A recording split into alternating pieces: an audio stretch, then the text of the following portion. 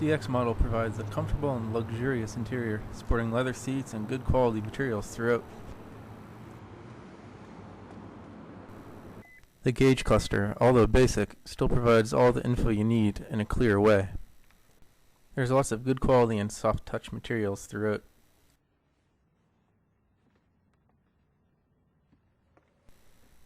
The cabin storage is decent, with 2-level center console compartments, housing coin slots, and a deep main cubby.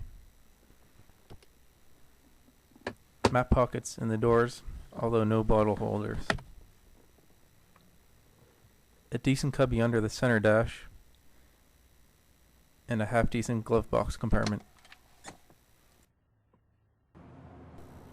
The multiple-way electronic adjustable front seat is very comfortable,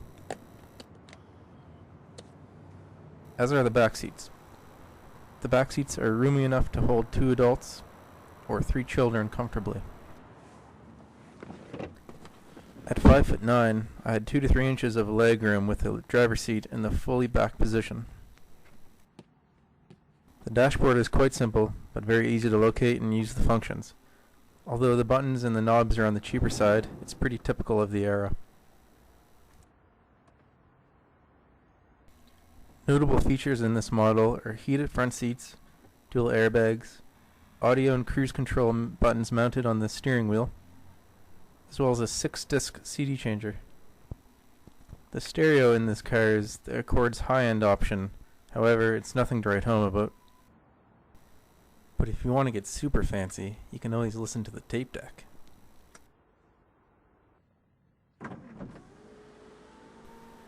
This model is also equipped with a power sunroof with slide and tilt controls.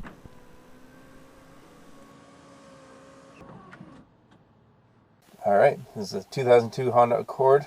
Let's go for a little drive.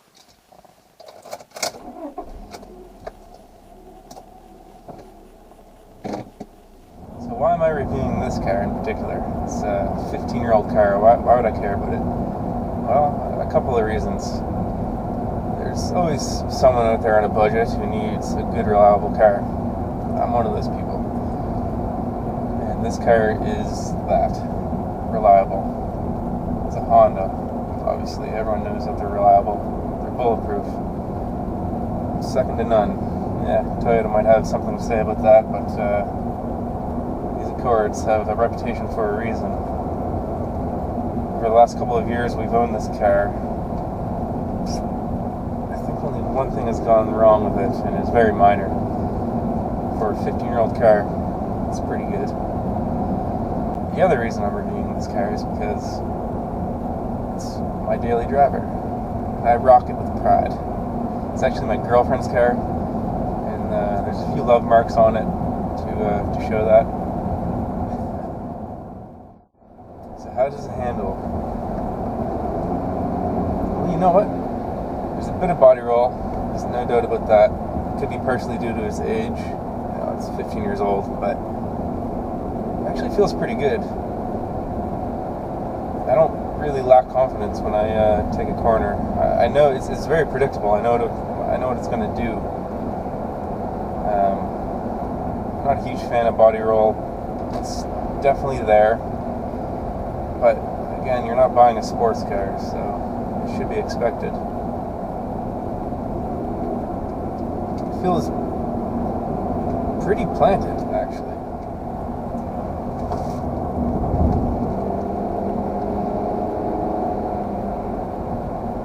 You know what? It's really not that bad.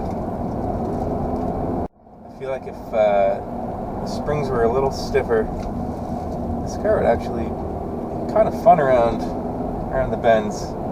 It's only around 3,000 pounds, which is a lot lighter than mid-sized cars these days. You can feel it. It feels light on its feet. And there's actually not a lot of understeer. If you're going pretty quickly around a bend, it feels really neutral, which is pretty surprising considering what kind of car it is, front-wheel drive and all that stuff. But yeah, I like it.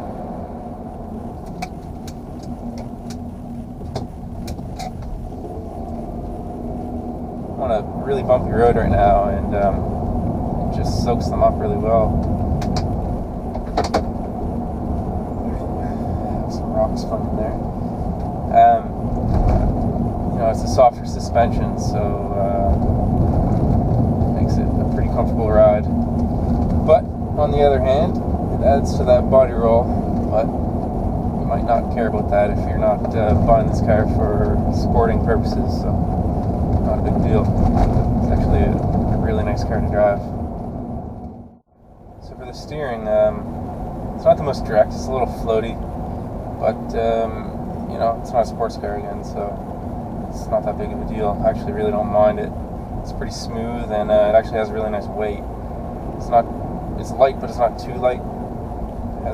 It's obviously hydraulically driven, so has pretty nice feedback for considering what kind of car it is. When you're driving this car, you get a sense that it's like that person with a head on its shoulders and straight as an arrow, always going by the book. That's what this car feels like. It kind of takes away from some of the spiciness that maybe some people would want in a car. But hey, if you're looking for a car that it's going to stay on the road for a long time, it's reliable, there's plenty of room for passengers and cargo, it's just an all-around really good car, then this is your car. Now, you can take this car across the country, and for one thing, it's going to get you there. Back and forth, this car will get you there. You get a sense of that when you're driving it. You get a sense of how reliable it really is. You know it's going to get you to your destination. I mean, it's a Honda. Everyone knows how good they are. The Accord has been one of the best sellers, at least in Canada, I believe in the US as well, over its whole life, and that's for a reason. They know what they're doing. This car is really comfy to drive. I know because I've been driving it for the last 2 years. I've taken it on pretty long road trips, and it's great. It's so comfortable, actually. It's a really good car, and you can just tell it's so well made. I mean, the interior, the gaps, they're about half the size of most cars, even new cars. Everywhere you touch, all the important spots anyway, it's really soft to the touch, really high quality. There's leather and rubber, vinyl. It's really nice. There's not very much hard, cheap plastic, actually. What I love about this car and a lot of older cars is you can see. There's no blind spots. It's awesome. All the pillars are thin enough so you can actually see. It helps a lot for changing lanes on the highway and backing up and everything else. I hate when cars have these thick pillars and these small windows, and it just makes it so difficult. It's actually dangerous. They make these pillars thick for safety, but if you can't see, then what the hell? What's the point? It's really comfortable. I'm sitting on pretty comfortable leather seats. Now, these seats might not be the best for taking corners because the thigh supports are non-existent, but if you're going on a road trip or something, they're great. They're actually really comfortable. The leather's really nice and soft. You can go on a long road trip and not feel exhausted by the end. I have the top of the line model here, the EX. There's about 1 million different versions, but ranging from DX up to EX. To find that out, you actually have to type in the VIN into the Honda website, and it'll tell you what kind of model you have, because there's no badges on this car that tell you. But this is the DX. It has the 2.3 liter VTEC engine. VTEC for all you Honda fanboys out there, the variable valve timing. Has 150 horsepower and 152 pounds-feet of torque, and it's not too bad. It's good enough. It's not as good as the newer cars. The technology these days really helps out with the not only the power but also the fuel efficiency in engines these days. This is a bit of a dog compared to those engines these days, so I'm not going to lie. But you know what? It's really not too bad. Again, you can live with it. There's enough power there. 5,000. 2,000 RPM is the red line. Take it around these bends, it actually handles them quite nicely. Bit of body roll, but again, not too bad. Okay, let's see if we can squeeze in a 0 to 60 around here.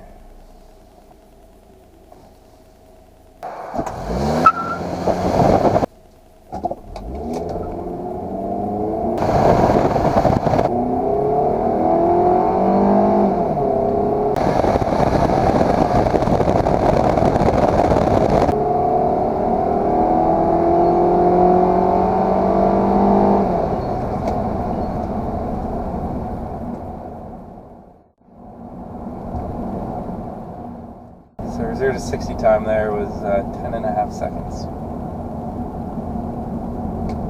Not the fastest thing in the world, but for its era, I mean, that was probably pretty typical. And if you get the V6 in this, you get 200 horsepower compared to the 150 in this car. So that extra 50 horsepower would go a long way, obviously. You'd shed 2 or 3 seconds off that 0 to 60 time. You know, this car gets the job done, though. I mean, on the highway, it's fairly easy to pass. It's not too bad. There's enough torque. In fact, really down low, as soon as you touch the gas, at about 2,000 RPM, you can feel the torque kick in. So it's actually really good around the city. The gas pedal is a little touchier than I like, actually. I find a lot of 4 cylinders are, though. When you're slowing down for a corner here, brakes actually feel really good. They're nice and progressive, and they're not touchy like I find a lot of cars are. I find a lot of cars, just as soon as you tap it, the brakes are on. You don't get that with this. It's more of a slow progression, and I like that a lot more in a car. The 2002 model finally offered discs all around. Up until that point, you had drums in the rear, so something to think of, I guess. These are obviously going to stop a little quicker than having drums. Yeah, you know, it does have enough power. It does get up there. It is a 4-speed, so sometimes it might not decide to shift down for you. But when it does, there's enough pep there. You can easily pass a car on the highway. Driving out here and out towards Peggy's Cove, just outside of Halifax, Nova Scotia, and it's really fun driving roads, actually.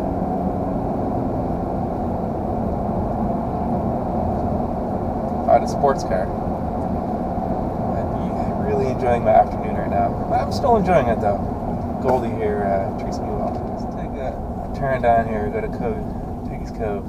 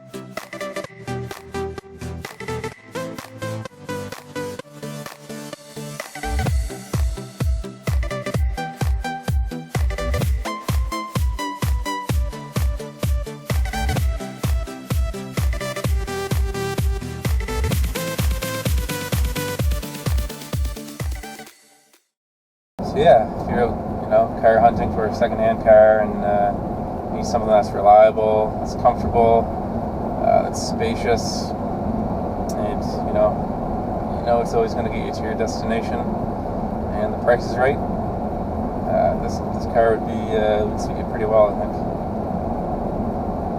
I know I like it. Find the V6 even better. I'm actually fortunate enough because this car, being 15 years old, only has 71,000 kilometers, which is about 44,000 miles. So, you know, it's barely broken in. So I know this is going to last quite a while.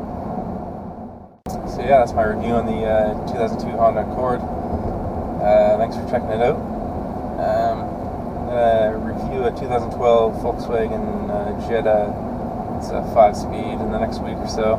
So stay tuned for that. You can subscribe. In the future, I'll be having lots more content to come. So stay tuned. I am in school. I'm a returning student, so you know, some weeks are busier than others. But I do plan on getting some stuff on the go in the near future.